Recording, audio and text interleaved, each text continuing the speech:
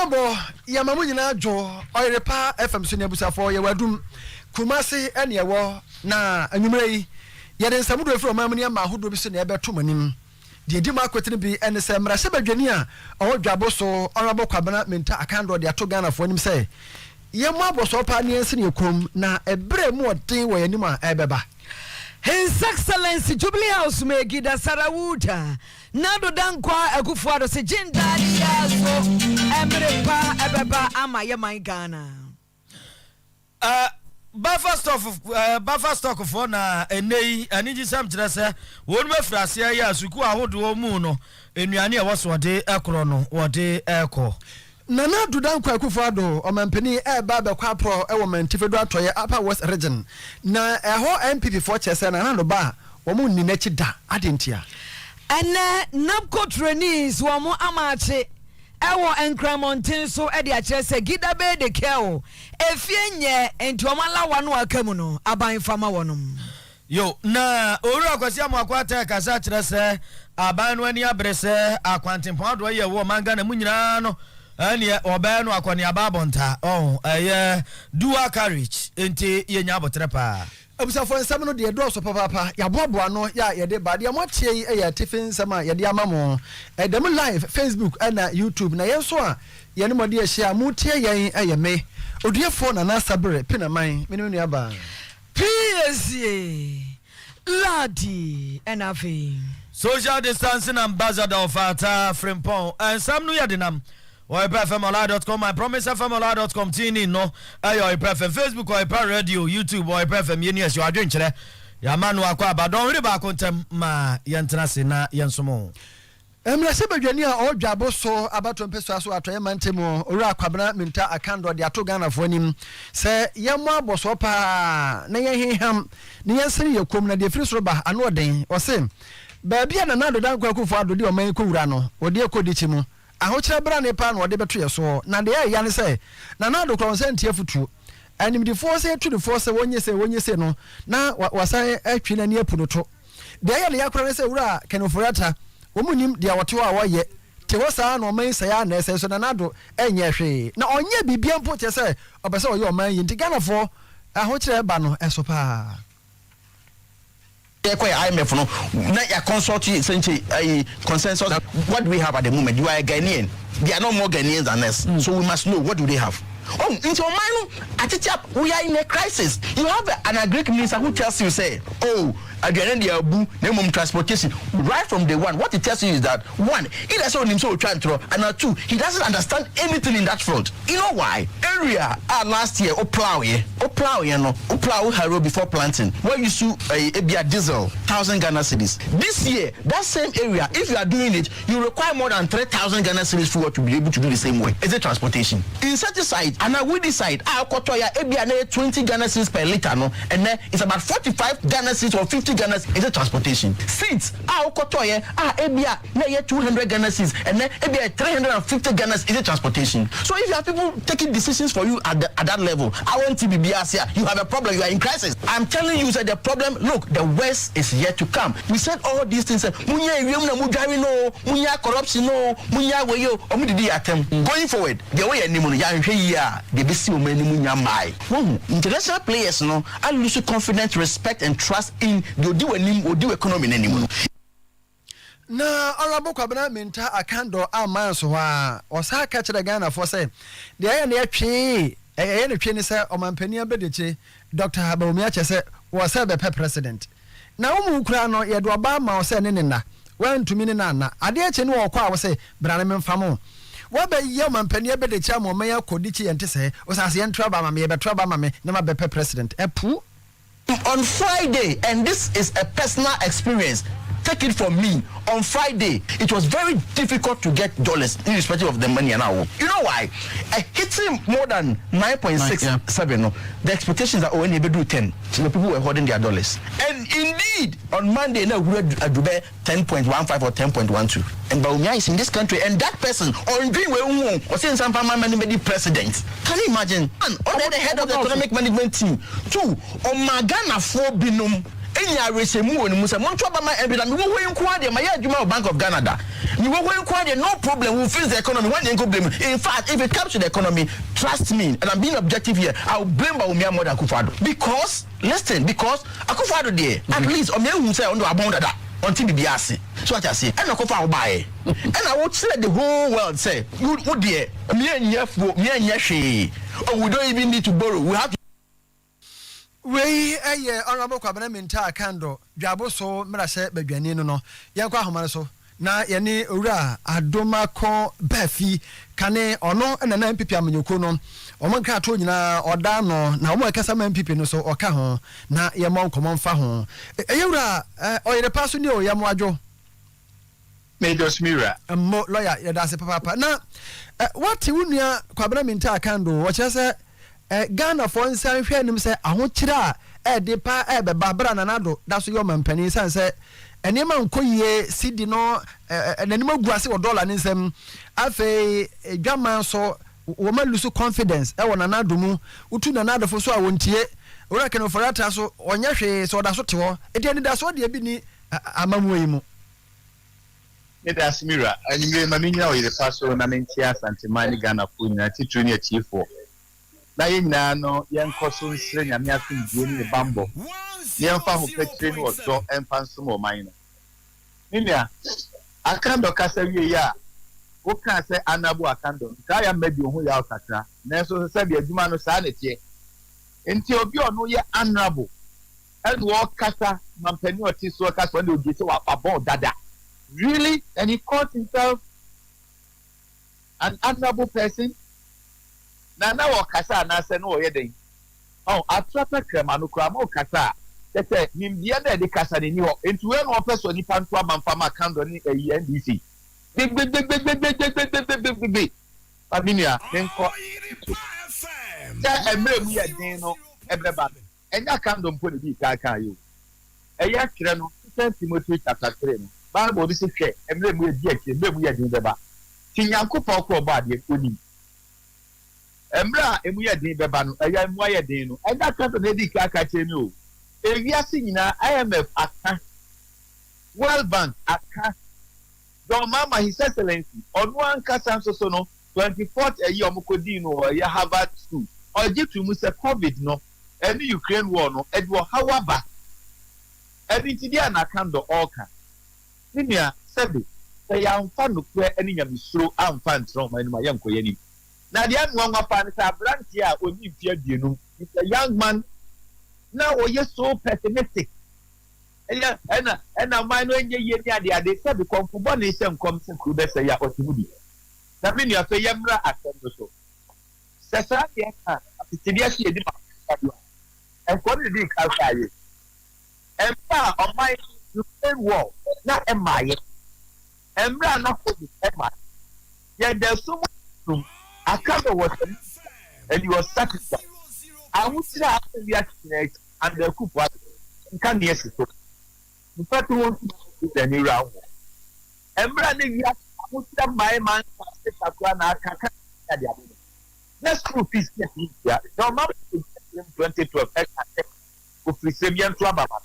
Ewi ase no. Na yes down. O ti ya man body. Na na dan ko ya yes ami ati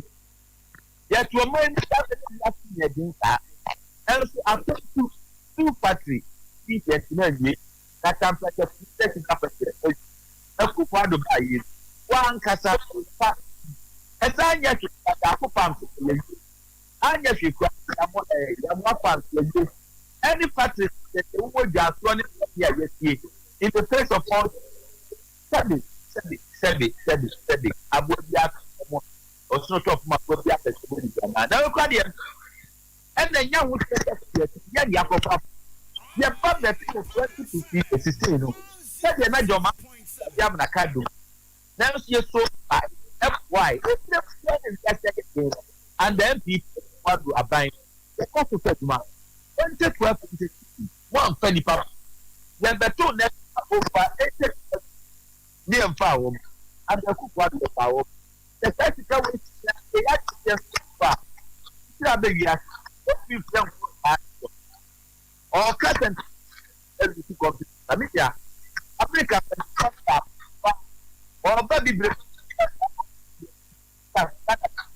yẹn sọ ọba ẹgbẹ́ a ẹni wọ́n di sẹ́kẹ́rẹ́sì wọ̀ àwọn pẹ̀tẹ́lá ẹ̀sìn wọn bẹ́ẹ̀ yẹ kó wà bàlẹ̀ ọ̀gá nàbà ẹ̀dùnàní fún ẹ̀yẹ ẹ̀dùn ẹ̀sẹ̀ wọ́n bí ẹ̀kájú wọ́n ti yẹ ẹ̀dùnàní mú ẹ̀bùn ọ̀nù wọ́n ti mú ẹni sẹ́bi nípa bí sẹ́kẹ́rẹ́sì lọ́dẹ ẹ̀ka yẹ yẹ rẹ̀ ọ̀dùnàní bí ẹ̀fọ́ àké akandọ̀ ẹ̀dì kí a fàárọ̀ kí a bó so ma ẹ̀mí àyè ńfọ̀ ẹ̀dà ẹ̀ńfọ̀ mẹ́fà pàpà ńkọ̀ ọ̀kọ̀ ẹ̀mí akandọ̀ police case ẹ̀ that fertilizer ẹ̀bùrọ̀ a ṣé mo ọ̀sìn nǹkan yẹ̀dì bẹ́ẹ̀ yẹ abẹ́yẹ ẹ̀yẹ àgbẹ̀yẹ mi pàpà na ndc ẹnu nsọ fi ndc ẹnu nsọ akakandọ̀ sẹ́bi yẹ kíkà wọ́tẹ̀ bi sẹ́nyẹ́ sáadì a ọmọ adìyẹ baako ọ̀kyẹ́ sẹ́ wọ́n di ẹ̀bùrọ̀ ẹ̀sì àpò npp nana danko ọ̀fùfù adì wíyẹ ọ̀tẹ́ ni ẹ̀wíyẹ 16 years yẹ́n ni ẹ̀dí metro mass báyìí yẹ́n ni ẹ̀dí school feeding báyìí yẹ́n ni ẹ̀dí maslog ẹ̀ báyìí yẹ́n ni ẹ̀dí free sss báyìí yẹ́n ni ẹ̀dí health insurance báyìí yẹ́n ni ẹ̀dí leave ẹ̀ báyìí yẹ́n ni ẹ̀dí maslog báyìí yẹ́n na yẹ̀dí ọ̀dìsẹ́ kókó exercise báyìí yẹ́n ni ẹ̀dí kókó rules ẹ̀ báyìí yẹ́n ni ẹ̀dí youth employment ẹ̀ báyìí sẹ́bi ẹ̀sán mi nìyà amanyafoɔ deɛ ɛdeɛ bɛnia na nanso bi nso si wɔ mu nanso so sɛ ɔkɔ nipa mmienu no nanso ne bɛto hɔ nom a wɔatu sɛ baako deɛ sɛbi ne bonsam a wɔyɛ no ɔdwene kyɛn baako ndc bɛtumi de ho atoto yɛn na me nua nka yɛpɛ sɛ ɔman no kɔ n'anim no yɛn wɔ opposition yɛ kyerɛ ɔtɔ ne ndc nkadeɛ baako sɛ education ɔbɛ bɛyɛ bi sɛ yi yɛba economy yɛbɛyɛ bi sɛ yi yɛba a ɔde sɛ agric yɛbɛyɛ bi sɛ yi ɛna ne nkɛyɛfo yɛ ni ahokyere bere mu koraa no ne nua ne wo kasa yi sɛ ɛyɛ agenda 111 ɛyɛ hospitals ahodoɔ a yɛsi asanteme kofoɔ adamroma regional hospital yɛ a na ɛwɔ sɛwua ɛne deɛ ɛno soso no ɛyɛ military hospital yɛ ɛno so wɔ yi ndc foɔ bɛto so ɔmo gya to hɔ akufo adaka akra no awie wokɔ maternity ward a ɛwɔ kɔnfanɔkye since 74 president kofoɔ baa yɛ ankoɔ to asɛ kyankɔ ne hyɛ aseɛ no wobaa mu gya to hɔ nom obi anwo a oni yɛn deɛ baayɛ no nyame adom yɛyɛ wie kɛ akonya ahodoɔ a yɛyɛ no kumaseɛ ɛna oduru asankara na apɛtɔ akɔ agogo a wobɛsi kɔ no ho wowuram na ade akɔ ɛnɛ sɛ wowuru daban na wowuram wɔ ase bi nea wokɔ bɛkwan a sɛ sɛ deɛ kwan no si teɛ yɛnka se a yɛ ɔma na mmɛsi mpɛnsoɔ na mmom yɛbɛto yɛ ɛde ahokyerɛ baayɛ no sɛ wode gu nsɛnneɛ ni a fat yɛbɛka sɛ nana deda nkɔɔfo bɔ ne bi yɛayɛ bi na mmom no sɛ deɛ sɛ yɛntra yɛto so na wɔnkɔ kasa mmiɛnti ɔse ba omi ase wɔpɛ president na sɛ deɛ ɔmama kora pɛ president because wodeɛ woyɛ vice president yɛte committee sɛ wakɔtɔ bas agye ho agu airbus ɛda so tutu ɛba na the vice president ebi esi ɔman yi da ɛsɛ wo president sɛ mi yi yɛte committee yi yɛ ɔnsɛ yi yɛ ɔmama yɛte yi ebi o yɛ ɔmama ɛmira a nurse fɛɛfo na nneɛma ɛnko yɛ no kura ne yɛ adeɛ kyɛ mama kan sɛ adeɛ ntina mo bɔ mi di sɛ ne yɛ vice president akando ne europe awurefire ntini ne wɔkasa saa no adwembɔne bɛkura ti mu ine bɛkiri sinia sɛ sɛdeɛ covid baeɛ wɔkɔ agyimama no sɛdeɛ si handle yɛ as compared to sɛ people ɛbaeɛ people are far tɛkɛ sinia sɛdeɛ nka yi wɔ mɛ wokɔhwɛ cholera yɛtena ɔma ma nipa 28,000 nipa 243 ɛna wuyɛ akɔkɔ agyimama no adwuma a wayɛ nyame mpa mu sɛ ndc ba yɛse akando dɛ bɛyɛ health minister na mi ni asɛdeɛ fɔ adankadeɛ bi ade yɛ fɔ akando versus kɔkɔ agyimama no sinia sɛ wohwɛ kandapa yɛma wɔto national security ɛyɛ nnɛ ame adom kɛnyɛ no a ɛnka-terrorist awura ɔma yi mu ndc fɔ mpaebɔ ɛdeɛ asi atoto ɛnnɛ no wɔmote sɛ yɛ mu no nyame mpa mu sɛ ndc ba kofi adam ɛkɔyɛ wɔde sɛ national security minister nnipa no wɔm wɔhene fa nko nnipa no ntia nanso ntia die no nson no yɛahono wɔ m so ne wɔ m ban there's nothing new under the sun wɔm toto wɔ m pa no wɔ m nkɔ na wei nso so no ɛyɛ twamu hyɛn wei ɛyɛ twamu hyɛn ɛyɛ asetena they shall also pass ɛberɛ ketewa bi mu no menua ndc ɛkɔ imf no ɛnsɛ bɛ na imf no ka kyerɛ hɔ yɛnso yɛkɔ imf yɛnka wo a woatu ɛwɔ m sɛ yɛho dodo sɛ yɛtaa sɛ yɛnkɔ ɛsɛ deɛ meme sosɔ so yɛanyɛ adeɛ nanso kɔ a yɛkɔ no kɔtoto nneɛma a ɛde yɛkɔ ɛne yɛnsi ɔne ɔse ɔyam kakadam yɛmfa asane ne yɛda so mu ne yɛmfa dwuma wote aseɛ na ɔma na tete apansam ama no ankasa 2013 sɛdɔndeɛ yɛawiam naka no so yɛyɛ deɛ wobɛtumi aka ne saa yɛfoɔ bi abɛtuafoɔ a the alternative theory lawyer yɛbɛda ase papaapa megye sɛ deɛ yɛyɛ koraa yɛpɛ sɛ yɛte no na waka akyerɛ nti yɛde wobɛsi a yɛbɛsa atoa so mɔne adwuma paa waka akando yɛda ase yɛnim sɛ wobɛbrɛka doctor ɛwɔ gyabo so before that adan ya yɛsɛ ɔte anankaduro ɛno no ɔno de bɛpɛ minister for health doctor ɔte anankaduro ɔte anankaduro lawyer yɛne owura adoma kobafi ɛna ɛbɔ nkɔmmɔ yi kane na ɔno na MPP amanyɔkuo no wɔn nkra to nyina ɔda no director of communications ɛma MPP amanyɔkuo no yɛn na di nkɔmmɔ ɔsi die no ɛdi ne nyɛ guy ɔte anankaduro doctor ɔte anankaduro nti kasa wakasa ngazi ya nene di nkomo awere ona kasa yo Zamu Gaba famijana nko wie yo so bono obekasa ma dia che ade be che no no o se busa foforo na so o te so ka se uni adaje a yenye be yie ni busa obiem yo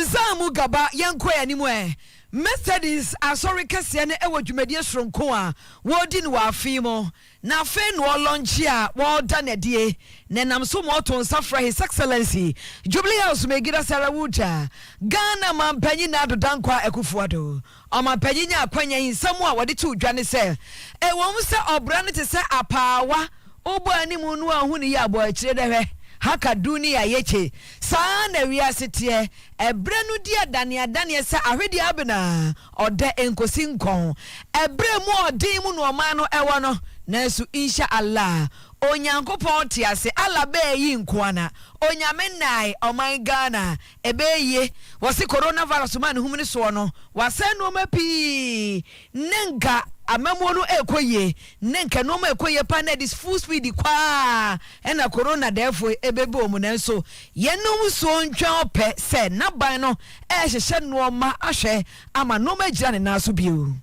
My goal since coming into office has been to help improve the standards of living of the Ghanaian people. Every policy initiative, whether it is the free senior high school policy, the program for planting for food and job, or the one district, one factory initiative, has been implemented with the well-being of the Ghanaian at heart. Before the onset of the COVID-19 pandemic, our nation had one of the fastest growing economies, not just in Africa, but across the world. However, the ravages of the pandemic, worsened by the effects of Russia's invasion of Ukraine, have led to spiraling freight charges, rising fuel costs, high food prices, steep inflationary spikes, and widespread business failure. I am fully aware these are very difficult times for us in Ghana, just as they are for most people in the world, cold comfort as that may be. However, just as I said recently, the Akufo-Addo government has not thrown its hands up in despair at this pernicious development. We're determined to bring relief to the Ghanaian people and return the economy back to the high rates of growth that characterized the management of our economy in the 3 years preceding the COVID outbreak in 2020. The approach to the International Monetary Fund is an important step in the short run towards that goal. Other steps will be taken, in particular, to deal with the unacceptable depreciation of the cedi. Reining in inflation by bringing down food prices is a major preoccupation of the government. This season's emerging successful harvest will assist us achieve this objective, together with other policies that are being put in.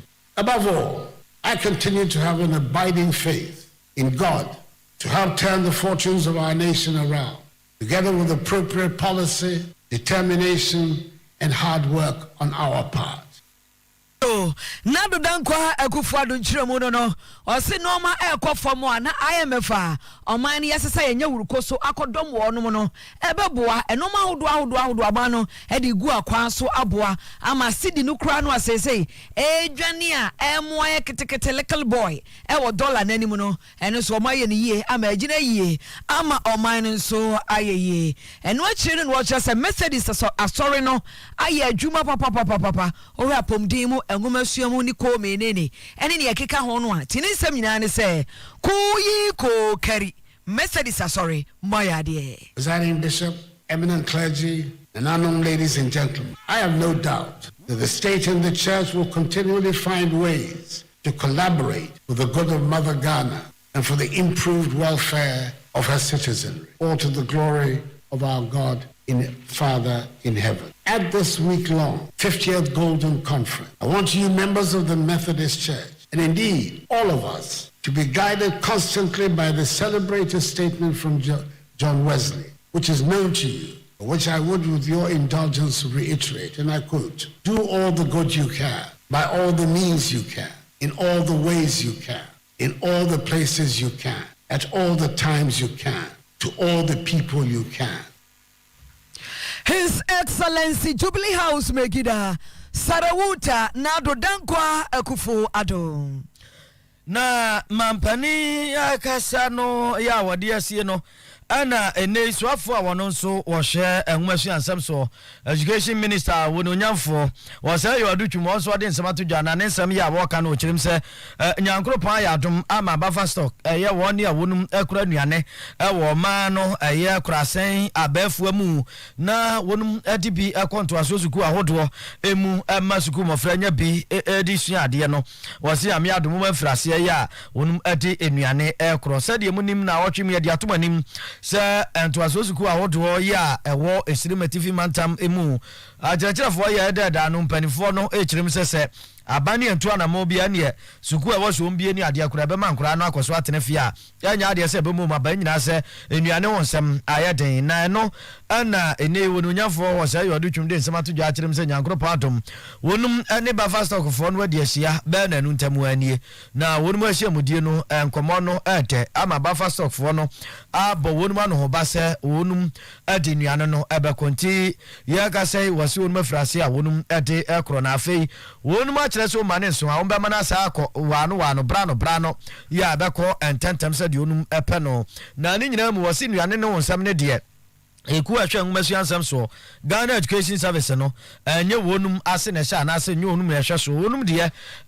sika kakra ye woso de masuku ahodo no na niema ahodo ya etimi epro ne ekosi broni ka no perishable goods a wonde ka nuane no obi ti se kosuanom ani tomato si je nenum ne ade a womu toto no no na da wonum abamu a wonum eti hu dwuma pa na so nyina nyankropon adum buffer stock aba no ba se enuane no ebeko. We had a meeting with the buffer stock 2 days ago and conference call. They gave us how they are dealing with the situation and assured me that food should be going to the schools. That assurance I got from them because I'm not in charge of food distribution, but the buffer stock company gave me the firm assurance that the schools that are opening will get food items to keep the students fed. I want to emphasize that the Ministry of Education is not directly in charge of food supply. The portion that we deal with is disbursing money to the head to take care of the 30%, which is the perishables. But the 70%, which is food items, come from buffer stock. I had a firm assurance from them, together with the president of CHAS and secretary of CHAS. We met here, put them on the phone. They gave us a firm assurance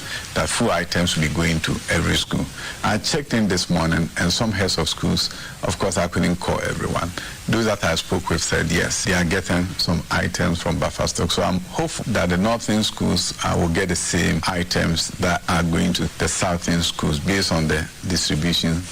schedule. Yo, na ni nyina mu no ononya for say you do twum de san asem tu dwa no esire matifi mantam no emu to asosuku ahodo achechere for penfo ye da ano wonum kabom konu a ye frɛ wonum cha say conference of heads of assistant secondary schools no ana pani a we dwumtre ni dima wonum chairman Reverend Dr. Azika Williams anso echire mu say wonum akanesa o matede nanso sa adin siesi kokopa de ka bi ewomu ba na wotwe makomako du baako aka bi a ewomu ewo se wonum ensa ka de ma woni a ma wonum ne ma hodo bi ti se jaye om de no anuane no nkosua no ne mako ne tomatoes ne je ne ade no so wonum anfa ka dada no ama wonum di a ene na anuane ne ba de na nso bi ana mofra ne suku ba ewo bebosom ye kire September ni mu no de ebi o ba twentwen so akra. A few of our schools have started receiving food. Our biggest challenge now is the money. Because when we have the raw food, we have to buy gas, we have to buy firewood, we have to buy ingredients and so forth. And for 11 weeks, we haven't received money for those things. because of discussion that has gone on, the students have come in because we have received an assurance. Well, whoever gives us that assurance should know that it is not, that is just the first step. On the fourth, some other students are to come in. If by tomorrow we are disappointed, then that means that we cannot even ask them with the fourth. Yo, enti na no. We Reverend Edward Azika Williams Awono and Northern Regional Conference of Heads of Assisted Senior Secondary Schools where chairman Ede Emma Wonum EAT and Tinisam Namdi Kanchi ya diemu ansana wono woputoi. Na mame ya ofori amanfo eyobia ogina pa se yebema ma enya dibia hodo ne yede ma be wurawura amamumu na ne mema nyina akoye pepepe se de yetu no ye fe se affirmative action no na wo hwe se yebetimi enya bill na e wo mra se begefie no yebetimi apase kura nanka etimi aye de wo hwehwe no de fe se affirmative bill anase law no nti be mra de na be law na group a eye sa na mo anaso butu sa na mo yi eye affirmative action bill coalition no mami ono na woda o ma no ode atodwa se ohia mama bi te se Rwanda ni Zimbabwe ni Gambia no ma emadi ma kotre pa na so Ghana ha no asa yayi ma ato nche ba bi ena ni nyina akoye mema nti wo hwe pa se ye be mama awurawura ya mamu mu Yentia CDD Ghana ni affirmative action coalition akabum edi se djumedi ni se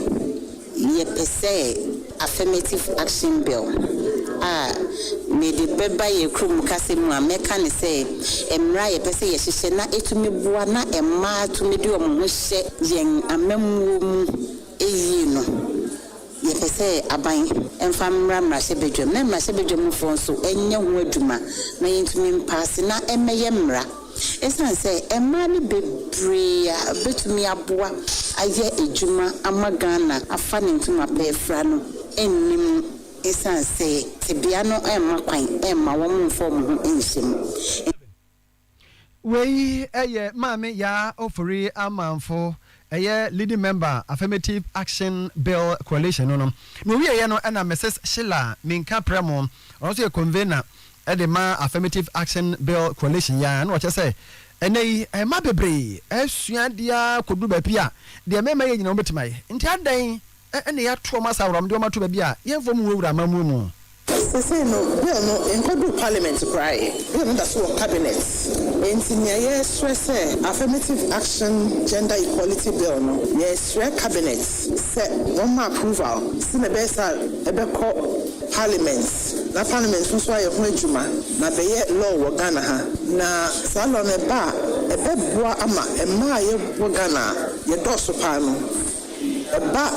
to set parliament ni decision making positions are na ya number na koso if say na from omo ya de pa omo ye juma omo ko school na say omo ye juma omo experience onya ma areas bebre so na be say omo so mitimi anya kwan akọ aban mu ne places are omo bitimi ekọ into positions are major decisions so omo so bitimi contribute if you say omo bia no hia man ni ememe nyoro no ye man no bitimi akonanim we Mrs. Sheila Minka Premo obobo adoma no convener emasa affirmative action bill coalition no we ye no mame Joanna Panka ya ono so ye convener Emma Apps Avenue for Development eso de to man say emma mobo ho ano won ko so nsu ade wonya akoma no wonya akokoduro say de bia bi wo ha de mo betima ye enye say we de member position bia no near South Africa 4 years emma ants na wan hwe han say akonsidie bi a wo makwan mu nkoso nyina ho omo sori poi na omo ankofa omo fasikan ni etu na omo di strategies e na gu kwan mu omo de ahemfo yirenum we share South Africa system na kingdoms no edi akotene omo share now omo tumi wo various kingdoms no na emma omo ye lawyer for na omo di drum business women asika wo omo nsem awo betumi sponsor na omo de sanu munina gu akwem na emma nkasa sori ekun etia emma ye ka wo mo hye ntina me ka say sɛ Ghana yɛn nso yɛ pɛ sɛ yɛn bili kɔ baabi a ɛwɔ sɛ mmaa nkasa wɔ various regions, districts, towns, villages ɛyɛ aware na ɔmo nso sɔre akutia sɛnea South Africa for yɛn. Ani maame Joanna Panka on the board wadoma no Emma Apps Avenue for Development.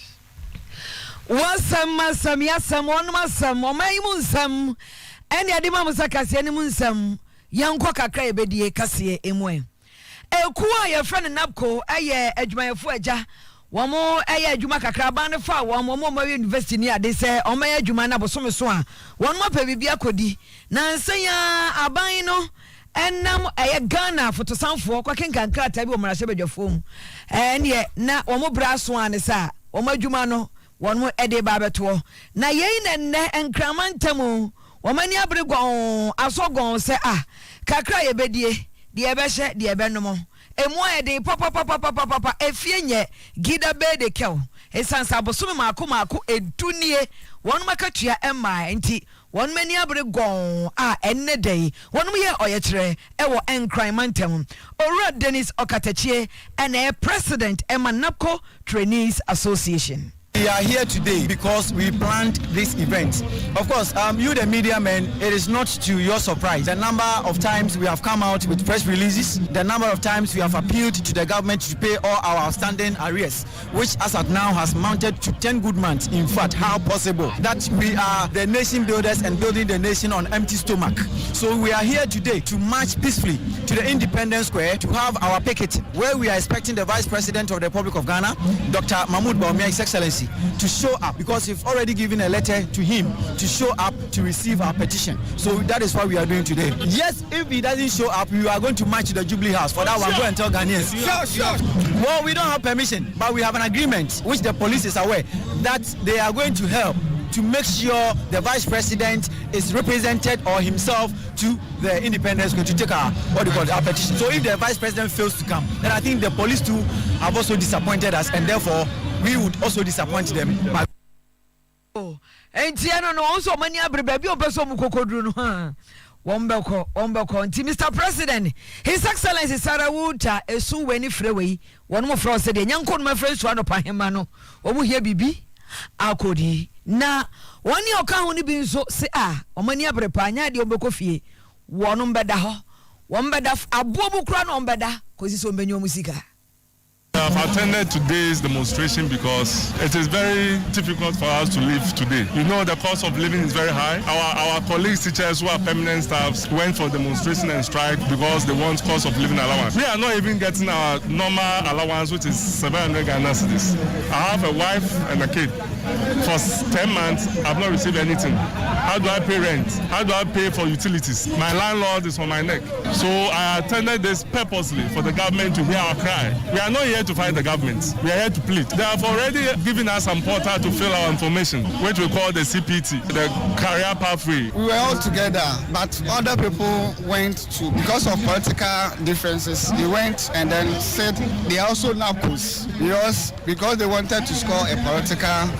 call. But however, we are the nation builders, the NAPCO, the one that is being led by Nana Okatechi. He is our leader. And for the past 10 months, the government has been insensitive to our plea. He has not paid us. Yo, enti Napco Trainees and Enkramantemo, Wamu Kondo Dokono, Nasu Yakubu for two, no Munyani, Sansabosumi Dunie, one Makatia Akem, Emoting, Emawomo. Yanko yanimwe na swafo ya osha kwantempon samso ya chere roads and highways minister wonunyafo kwesi akwata abamodin akwa pro ahwetem akozu mu kwantempon ya ene ye no na enumu na wonunyafo kwesi akwata den smato dwa chere se abani a wote akonya so ani abrepa se wo manga na kwantempon do se bia efri kumasi kosunyane efri nkran eba kumase so ohuna ebia efri kumase ade ko sehweyo so no ade nyina no aban abɔ ne ho aban yɛ n'adwene sɛ ɔbɛbɔ mmɔden na wayɛ ne nyinaa akɔneaba abɔ ntaa ne bi so ɔho ɛyɛ dual carriage na ɛno mu no ɔkyerɛ mu sɛ aban no sɛ bɛ wɔwɔ nhyehyɛ pa na aban nim sɛ akwampa ɛba na akɔnya yɛkyerɛ go slow ɛne traffic firi hɔ no mu a ɛboa ama adwumadi ahodoɔ ɛkɔ ntam so ɛne ade nti aban ɛwɔ ne nhyehyɛ mu akwan deɛ ɔbɛyi akwan papapapa na ɔse tɛm akɔsombo deɛ no sɛ ɛwie nyankoropɔn yɛ adom a ɛbɛma saa akɔnya yɛ traffic yɛkye bra no wɔ saa akwantempɔn soɔ no ɛbɛtumi abrase ama ɔmanfoɔ ɛho ayɛ herɛ ɛwɔ akɔbadie mu President Mkwado aban ɔde ahoɔden kɛse ahyɛ mu paa ɛyɛ dual carriage sɛ yɛ highways no nyinaa yɛtumi nyɛ ne nyinaa dako nso yɛ Chinese wɔ ebu wɔn pɛm sɛ wopɛ sɛ wotu kwan bi na ɛyɛ 1,000 kilometers or 1,000 miles a yɛde anammɔn baako na ɛdi kan nti yɛhyɛ seɛ na efisɛ meko yɛ aban biara bɛtoa so ɔmo aba 2024-25 na another MPP aban no toa so 25 na yɛkɔ saa nti wei ɛka saa roads a highways a yɛdu arase no wei yɛ tɛma Akosobo road a yɛdu arase no yo na ɔkyerɛ sɛ dwumadie no ɛkɔ soɔ no wɔne a kwan no aka wɔnum adan no agyapadeɛ ahodoɔ no sika de ɛbɛma wɔnum pata sika no ayɛ gyere de ne ɛwɔ soro num sɛ wei ɛnya ho peprɛ ɛne hoha ne dede wɔnum nya abɔtrɛ nka wɔn akoma nto yɛm yɛbɛkyɛ de agu obi akyɛnse ma obi ansa kan deɛ project ni ba affect ne bibi sɛ na sase ne fudie ne property compensation obetua no pɛpɛɛpɛ nti obiara ma ne kuma ɛntɔ ne yɛ ɛna nea ɛfɛ paa wɔ this particular project mu sɛ sika yɛde bɛtua compensation ɛne nneɛma nyinaa ɛyɛ part of the loan a sika yɛde bɛyɛ adwuma no so ɛnyɛ baabi a afei na yɛkɔ hɔ na yɛakɔ yɛde nkrataa ɛkɔ Ministry of Finance ɛbɛ ɔkyena sɛnea yɛnyi wɔ yɛma mu sɛ yɛnya na yɛtua aban bɛtua nso sɛ aban hɔ deɛ ɔgyi sika a obiara ni ɛnyɛ too easy saa from aban biara because of the many needs of our country. Nanu si yano na owura Kwabena Bimpong wono ɛyɛ chief resident engineer wono so ade akra ɛto so no wɔkyerɛm sɛ dwumadie no ayere so a bosom aduasa ntam de 30 months na yate ansa de afiri ho kyerɛ sɛ ebia biribia yɛntumi ɛnkyerɛ na yɛnim esi Jumadi ayedi ebedi 30 months from nenu ebeye dual carriageway ne say no 2 lane but was we near 6 we be 2 lane dual carriageway now if we also eko Akosombo no eno ebeye single carriageway na no say the plan tie no saa na ebeye no answer ye be improve no na yaye no kese ye be san aye 2 interchange and say any flyover Esutware junction ho no ye be interchange na saa interchange no eno na rekọ akọbọ volleyball bridge dachi ombeye na akwa akosi esipuma interchange saa kwan ne ko ho eni ho eni de keka ho na ashaman ye yebeye overpass and ase flyover ewo ho it is a wufri temana oba ubefa soro na omo ko ashaman ne de keka ho afa ase afi so yesa aye bridges a me fancy friend river bridges be nsuo da no eno ye miensa eno yebeye okwan no so now the ho foot bridges and also pedestrian foot bridges maybe a nipa ebenante etwa kwan nim eno no overpasses be provide foot bridges and also ye baako du baako nti say ofa road structures now we yebesa aye walkway tin free ashaman akwa kosi Akosombo boy enya de ketwa walkway tin free ashaman kosi Akosombo ayo Korea monso dia ne yese wa pa so am interchange dia no senso wa pa obisafo yenko omantifido atoye mantemu apa west region yate erse nanado dankwa akufo do mampani ebekọ honom apro enche bia nanso yese anhwe ya MPP regional executives no wɔn ni nanado akyi koraa adan ti na abasa yɛkɔ ahoma no so ne regional secretary Dr. Tanko Daniel Dauda akɔbɔ nkɔmɔ ɛwɔ ho. Doctor, good evening and welcome to Oyerepa FM in Kumasi. Good evening and good evening to your listeners. We thank you so much for joining us. Do you speak Tree? No, please. Oh, okay. We are told the president is visiting your region, and yes, we are told you have threatened to boycott any activity led by the president. Why that decision? Yes, that decision was arrived at the regional executive committee meeting yesterday. That we're not satisfied with the arrangements that the minister was putting in place due to some issues having to do with his engagements and consultation with the party, especially party executives in the region and the constituencies. Right. Doc, before we move on, which minister are we referring to now? That's our regional minister. Oh, okay. That is Dr. Hafiz bin Sali. Exactly. Oh, okay. All right. So that is the reason for boycotting the president visit. Yes, that was our position. Okay. So have you concluded? Yes, I think after the press statement, we have had a series of consultations and engagements. And today, we finalize on that, and everybody is now satisfied with what the arrangements we are putting in place. Okay. So we have decided that, yes, the president is somebody that we as a region and a party, we would love to receive in the region. So, but because of these issues with the minister, we were not going to do that. But we have been able to resolve those issues, and we are glad that we will be there to receive the president. Wow, that is news. And Doc, tell us, what is the purpose of the president visit? Thank you very much. There is questions like this that have actually triggered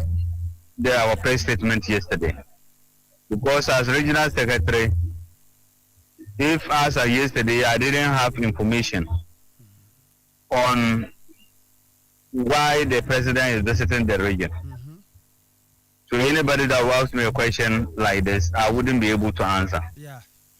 But because of our engagements that we have had from yesterday to today, I will be able to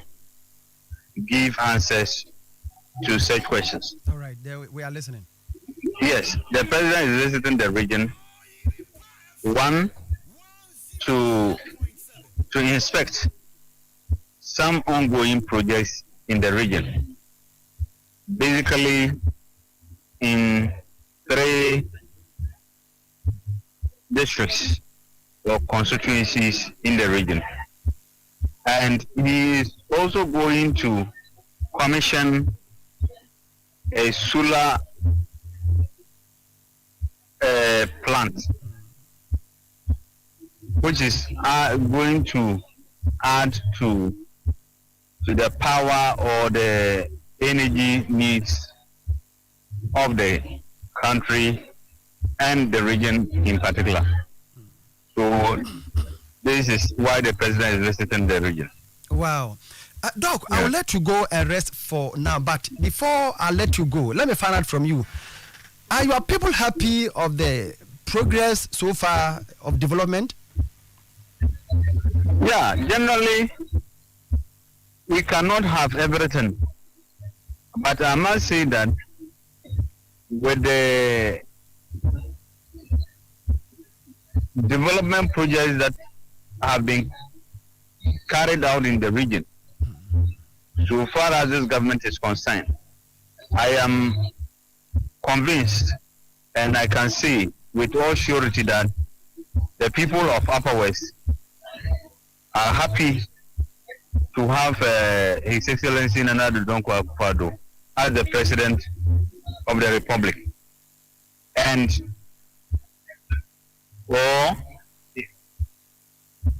because they also share in some of the challenges in which we have found ourselves recently. But they do understand that the President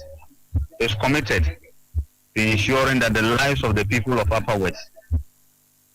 is made better than before. Doc, when is President coming? Yeah, the President will be coming on Sunday. Okay. He is arriving in the region.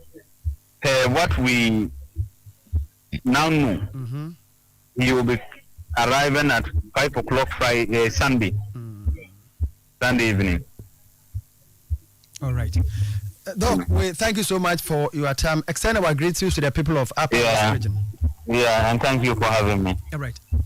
For Dr. Tanko Daniel Deuda Nebonko, me wonder for the NPP Amenyukuno, Upper West region. Na Tiawa, Woma Yasanko Mon Konkusia, or Mampeni, Adentia, regional minister no, is a bia 1 4 man cajon. Now, so Cassia Bebemua Mafid or Matias, as one beko. The Bisano say, there no obey a potin, was a no crantina, can you? There no obey a crying. Tina near Buffy, now so, when we church when I have Yama Bakum, you be a wabaye. Obe commission projects be a ecosom na solar plant view or babaye any near who was na maybe say so far woman yaje the president ayama woman and so untiminya bibia ano de untiminya na so kakra abaya ya momo no woman yaje we said abe na oba so kwasiara na wo si form wo hankasa na che se wo de wuram sa okay and yeah na hip we huda hule yeah kwa nim 100.7 Oyerepa radio yeah wa Sante Mantem Edumbosaba headquarters digital address AK0187090 yanko erukasem nam 1 ora apia mensa ene ni dimpa ne beka ya fimpim yenu ene dunwatwe no mu no ne company a na your friend men's gold no ebenya asem a omanfo a wode won sika akoto se je sika ne behuruhuri na ye moho abonta no omukọ ye ne ba komi bibia ensi ankosi agama sika na he ye no na ese omanfo susu se aban no ebehwe ama na apia mensa nam 1 e de omanfo sika ama won mo na so asemba se ya nyese fiti ya ni edi ni mpabro anase edi to table so ni atwa na chi emma ye de bakọ ama kotu edi asam no ye beka ya aban gina mu a edi so bo ahodo atela be aduana nwotwe ni akire ebo no a ye twikoba de ati ye ne se Accra High Court ahye se ne nuoma bi ne najapade bi won koton na sesika no obeye o so be nda yo na ye hwe animu nene wom asamu abetomu ene se COP Mame Yatiwa Adodankwa awoye executive director Emma Iyoko edi atudwa se Ghana emra wo hono enye se fitia na amankyere akyekere obi nanso asa na mo ane nsensam no ye hyeda nya asam wintiri bi mfa wintiri no ewo mu se omafo susu se ba kayi ko kariba wanya de nanso so emra na ode kyekere no wintiri no emra no omunya bi nsomu ye. Laws defining offenses. Sometimes you believe it, you know somebody has committed an offense, but you can't have any relevant law to support your case because, like I said earlier, nothing is a crime unless there's an enactment making it a crime. So, example is men's vote case. Which act did he break? And it's becoming difficult even prosecuting that case because the law that will define the law, the offense, and also find the element, it's difficult to find. So the relevant law defining absence of that is also making prosecution difficult. One of the difficult cases to prosecute or to investigate is economic or financial crime because it involves a lot of people. When you need to prove the cases not because of what you think, because you believe the truth is that the person has committed offense. So, and asam na ya cash. Any wash, any whoosh. Just so different, na yebetena fie so. That is the one I na yem famfa. Oh nyamie.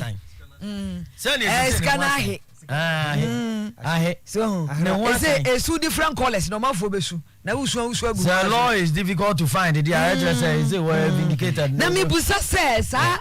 inu aban lawyer ginemu ema ye the charges be 48 bo no wi ase ye ka high court ka say ne no man ye nkoton no ade wo ya appeal na ekoba say na anya yi ana anti ajaje ze wo mu gira say first no ya nka ni ye kura di wo say kwagene niam and on kwagene niam de be ne say the border on criminality they be free. Okay. Yeah, criminal. But civil. Yes, what are you seeker? There's a property in there still no ano. Na say bi enchi nko hye mu ko jeli no na yenye za de ne de. And there atia no ano obeyi. Odemoka no so tuama mo. Yeah, atia. Oh, okay. This obu obi afa so ne ye ne de no free. Yes. You're queen him ko. Ti fraud bi anim. Okay. Ofane kwa na. Ye be wi ama wa. Ai wa manu agina tukuo ya kire Council of State nso. Ukokopiem ewo atoye mantamu a. Ne wo gina mu ade ema wonum ewo honum ewo manu agina tukuo emu. Ani wo wura yire Eunice Jacqueline Bua Asamwa na Asoma Haine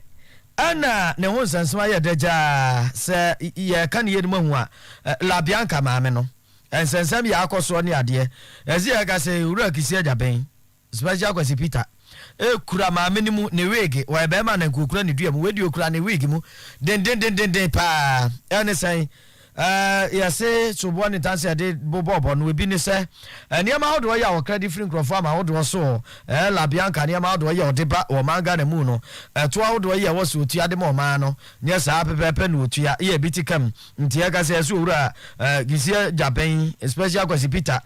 timi ehunu anaso age o manga na esi de no o pepe ba ko agiri po sidi ade oso na 1.74 million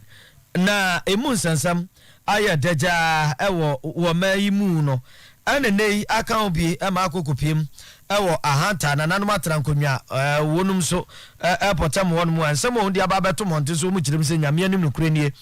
asemu a special kwasi Peter wodi ababeto monte so afa wonum na amusifo ewo manu agina tukuo Council of State mu eho anye wonum de kura nyame anim antwa yie na wonum zanjrofo asiamu ya wo mu fra ye kirem se la bianca maame no nsɛm a yɛ kafa no ne adeɛ ɛnyɛ wonum ɛtɛ no ɛyɛ ahanta aboade wɔhen ɛyɛ nana 18 kofi wɔno ɔno gyina anamu ɛkasa de ma ahanta otumfoɔ badu bonso ɛna wɔnkyerɛm sɛ nyame anim special kwasi Peter betumi a asɛm kora nkɔ mɛtwen san na nyɛ onum de. This unfortunate attack on a member of the Council of State is a threat to business investment from the private sector and on employment. There are other companies who are benefiting from around 12% tax rebate. So why this attack on the Bianca company? We call on the special prosecutor as a matter of urgency to retract the statement on influence theory and on our member of the Council of State as it is really inappropriate. Yo. Ya semo enti mo me Facebook live ne so ba ko jan ene sentrofo ahia mu friend e dan no aboma se twuma hantaman onuma ni abre pa ahemfo ni ahema omu si ase ani ne atu de asi wonum de hye ne so nti wonum nti ase be ma ko ni abusafo ohene yire ya adwoa abora sika ene ye ohema ewo atwuma kofodua eye bintin na wo kire se enima bi koso a na ne nye ho kra nyame adom kro bia sante kotokwan no tumfo ene de ehon saase nyina ahye ono ne nsa se wonhwe so na nipa bi nam kwan bone bi so tonton saase ne bidi ebi so tonton de ma ankrankra bi ebi tonton de ma nipa kuo bi a won ne nwumakuo bi se omfa meye ombebie bi omnwuma wo so ebra wono ohene yire adwo aboro sika woni mo hwe wo kama obia so ate se free na kwin ono no tumfo de ho asase na ma ne se wo hwe so enye obia wono a enti wuni abato asase ono ohene yire adwo aboro sika ni mo hwe ne de ene na woto nananam tam kese enti nkura atwa eye atwuma kofodua binti ho asia nyina ono otumfo na to ano no te se manhia asuoja bintin old town afi asonoma so north abuaboso atwuma kofodua na mu nyina bunu mu mentia mu se pass north afi mamensene mu ene asu yaboa so ho nyina ehye ono ohene yere adwoa abura sika ne nsa enti wonnim na ukotobi ni eche wasematom na so ukotobi ebra anyi ono homom na abeto afiri so a ene na adi ena ye we yokokobo a ohene yere adwoa abura sika ede mo bia yanko yananimu Yeko New Patriotic Party NPP amanyoko no emom na treasure ema amayoko e baby ani anyaso bekwa abeto empeso ano so e Western North region Orachas ehia wasi asem ha no papa sabia Sonia suban bi a party members ne e bi danadie no be de kel enya kura wo mo sinsem bi a asie ayetete ayetiti le no sansam no ano mafo ekai o se saade no so ha party no emma party no enko na nneso ke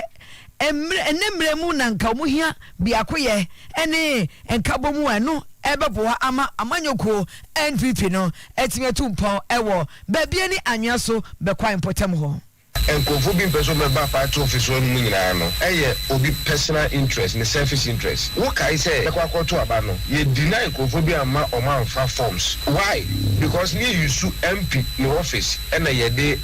ye meetings nyina e de ye party no afa to MP oba ye na ba bi o mo so ye ton pan no e hon mo nya no wan pam wa so be sisi ho ana so be pe ba bi ama ya kwa akotena enfremo mu ne ye ti say MP so kwa kwa si party office eno wa yefa atonsuom office ne ko sisi he enti wa say obi kwa office no ebe ha no e say ono no office opeso use ono no office ne party activities na obi ti say menua ayema mo menua Ibansi mo menua Collins mo omo anya kwan ama office wo enti say ka say ye di bibia ba mombra office wo no ma because of say hoye MP no office nti no mo ma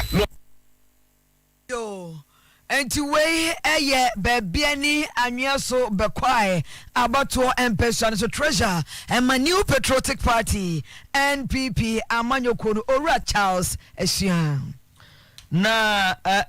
international demonstration mercenary Bernard Mona 1 year onu wi aso oba ye demonstration wan fra ne crowd nsa beba betuma dibi se keji suku nkwada akura aka so mu ni onu madam anya asem wo mu ko demonstration kira wante wote obeba anya demonstration dia ba bi ehye bia wan fra no kura wotimi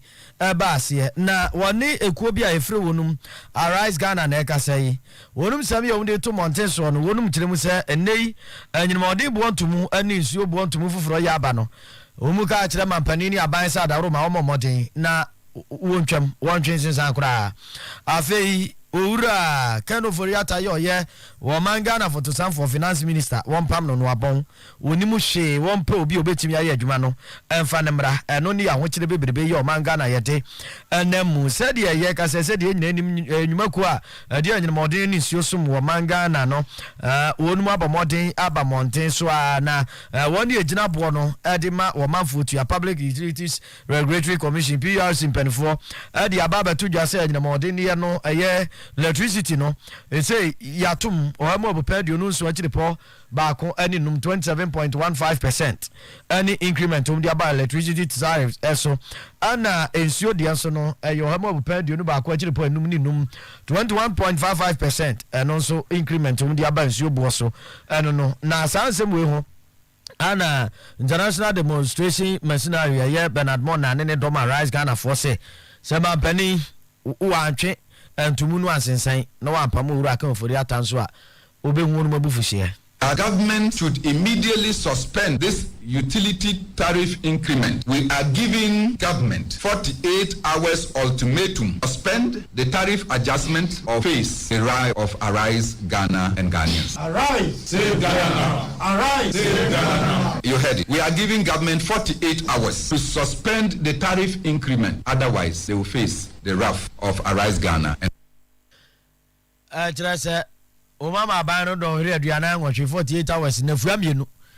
omra na ometwen sensan enyinamodi ni su bo ntumu no wondwen sensan te sa de ne arise Ghana for be arise pa na wahunu wonu mabufuhye pa cho high sense tugu me su promo no eguso yi akoso enya grokra asa you high sense ya ba cho was here ganjiro se bo modern na bra beji ne ma papa aya wodi aba adwama so se television set ne blender adie bia ya high sense fo wo bi omu die papa na ebo no so esan edafom ntibɔ modern na kokɔje high sense ne ma papa manu amokɔ awade ase ne mema no amokɔ awade amototo ne ma ne ade no mo amoto kettle ne blender ne hwan ne nyina high sense de ene de mamu efe ya no umu designs na efe papa na sanso energy efficient twa nyina modern no kakra binti high sense ne ma de ye de mawa ne amo adepa microwave oven any rice cooker kettle ne iron ne smartphones ne sound system water dispenser ne afi air conditioners ne gas cookers washing machine ni nyina umu ewobe umu akira kwan kumase de umu kumase city mall asokwa sanso na obedum kufo clinic dan mu a obenya high sense for ho manga na mu showroom bia oni boso a boru a hokokɔgye ne ma papa pa cho promotion bebre koso o ton ne ma wo high sense nsɛm a wose every 29th August egosi 8 September umu ebema 5 years manufacturer defect warranty enti Shannon so 0302550000 0302550000 so na wonu anyo so aka ba clinic nso nie aya sefi opie hwa ya de bi ade ko yebe dwane ama ho ato hepatitis B ya de ni stroke ba cho ne ni nompe abobo ne ni nompe mu abu ato afre ho ne ade fafa aka ba clinic on ma sefi sciatica to ase ya de no e fa to ase ya besu na ntu no enso ye ho adwuma bi o na ase no aya pofo sebo fruit we da anwam no de onsam mi aya na to mu pe yi unsa na epuaba ba cho ko na wo mo abofra wontimi nante otefom enu aka nsema kese aka what form so bokase pa cho bomodene fa ne ko ake ba clinic na wo mo amani ntimi na nto ba ne be ma umpam agudie mu how bi a wo no fafa ho ekuru bi ato ho ne ne eke kan fibroid wo mo drama na nane a ye mfa pane ani apaso bia se kan bia enka wadwo so wo mo be zongo junction ho nom edwada kosi menda no pa no so anwumre no nsia na wonum proper ni bam no wonder bam fasra ba bia yo ya osisi ani ya obi ati stroke fu afi na jamo so dia na ntem mfa bi strasa sabro ne kakanom ye ho adwuma heba ka ointment so ye magic ointment no na ntem proper ene nka bone ne so ani ade no pempo se be ye free pa cho pebi to fred men se ba dane ba habi me ba misti ya ba ko na ka ba ne ba bia to drop ya 0243345423 0243345423 so ana wo be free na wajo so bi to asase yantam kama bi pa bumunum 5 plots wo de free no bi a wo pe ba ko no be wa ya ma wa pa cho ebo no eda fom pa na sa ya titidie ni bia ne ye twi ensam to bo ba bia ko to no akọ 100 by 100 bacho bofu edumasa santa se boase kwanzo ya bofu edumasa heya hoye kama de yie papa Frezo 556047176 0556 047176 na ene no emo ehon komo ebo no wateso edafom papa yo cake charcoal toothpaste no enie Kel ene me do sunkunim Kel charcoal toothpaste no Debbie na Food and Drugs Authority agiatum udi chusia eye fita bidie wo mun nti sabi se halitosis enka ewo wonu a ni nyina abekọ ema home no eye nice eye fresh papa ntokro eba osimu a ba magana sembia ni ho so be isu Kel charcoal toothpaste no eye kama pa in the whole country Ghana baby abenya biato Samara Company Limited for na aye for 0246 864-798 0246-864-798 Boshaba Electricals uchamishum akotobi wa po ventures so yedi kobu afei wires mremre be meja atofie ena ukotoi emwa okra Boshaba Electricals wires light ahodo switches ahodo CCTV cables ne cameras any a day fan ahodo Boshaba Electricals edun Boshaba bro semwa Princess Roundabout and headquarters and now for 0322 030 0838 0541 125 339 0541 125 339. Way a revival and Kenya som and Ebano True Faith Church International Siofa District and in Kenya som sonko Ebeshe so Bosum we money that also Edionu Bako 21st August kwasia da ye di anim yayi wadawro ma hye so we annual district prophetic prayers and ebeba so na watch night no so eno so ebeba so say district spiritual workers nkoa and ebekobie na ejuada ekosi efiada no so no nkro anopa ekosi awia no miensa de bia obia etimi ebebi na watch night no so memenda 27th August no no de obia etimi ebebi na Sabbath day no was memenda na 27th no so betimi abebi na no no abesom na bibia akoye na open chiremu bia no a for 0243 454356 0246 94 0002 0246 94 0002 Evangelist David Amponsem Afezona Pastor John Boatin ewo Melcro Zona Pastor Peter Asante Wonkawe Zona Pastor Emmanuel Amwako Wabuakwa and Zona Pastor Shadrach Echampon ewo Esiofua was a reponde s'il vous plaît munyin tum na momrabi no twedi amponyankopon ebe muso senchireni and Precious Believers Prayer and Revival Center dakoja acheso womuso di dwuma so nko bia wo say deliverance at 5 enyagoro a powerful and spiritual encounter with God na o ma sha ase dada nyame aduma echina ena wode beba wiye echina ya all night kese pa na so for ese na so prophetess Joyce Donkom Mama Joyce no enyumtofo ye PSC Esther Jackson Fire and many more yenom no was say grace over grace wachem mienu first session anopa so no ya anopa no wotwe na wie du mienu na second service no mienu na wie nonum sa entichina say echina dey special watch night eno anajo nonkron na wie ahomache nonum bibi ekoso Precious Believers Prayer and Revival Center e wadakoja ache new side ho ejo so kwan so ne yekan baby abada nyina ode be ma ba se so ye free bibi ani eno wafa wate 0554 70 29 01 na virtuous women Martin Debia ye oboso ye na yame aduma September de no ye yawada September da de kan ekosi ne da toso miensa te yawada afia na memenda na homache no miensa bia omba Oyerepa hanom no ma bed preach atonwom no numpem no ma wie kopese o ma wie o mo wie a saa da na o de ba wie ye no busa ampa badwa kwasi ada no 4th September no miensa kan ena omo beye entete training ahodo ene niam bebrebe awo yanim ha ya oto sa afra ma nyina semomrem ye de dwumadie bia ba Oyerepa TV ni FM ye fra no Ghana tesen Ghana tesen ye tie ne yema mahunum ye le bramo memenda bia no pa no nkro ne fa kosi awia dumienu akwasi Parker Wilson ene de bebramo owie ya na keteche etra so cho enti muntie na mo hye no so ya ba ene ye ofie bia ye ton ye nwie na so ye ho sese enti yidi o se ye dem se lewa ye twa kwa basa ne fo wan to fie o ya mese wa ha ho na mponum na wemu iron room security room living room